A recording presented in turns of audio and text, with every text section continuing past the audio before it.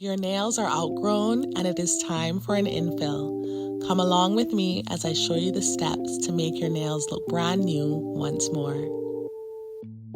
Using a 180 grit nail file, buff away any shine from the surface of the nail.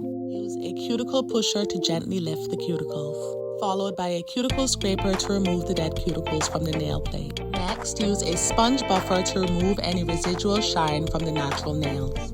Follow this step by using a 240 grit file to refine your natural nail shape. Apply your base coat to the entirety of your nail in preparation for your builder gel application and cure for 60 seconds.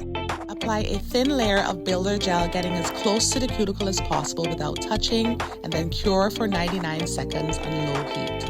Repeat this step using a slightly larger bead of builder gel, again ensuring that no product is touching the cuticle.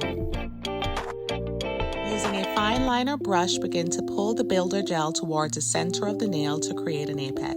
When you are happy with the finish, cure in the lamp on low heat for 99 seconds. Apply your glossy or matte top coat and cure for 60 seconds. And to end, lastly but certainly of great importance, apply cuticle oil for added moisture and admire your freshly infilled nails.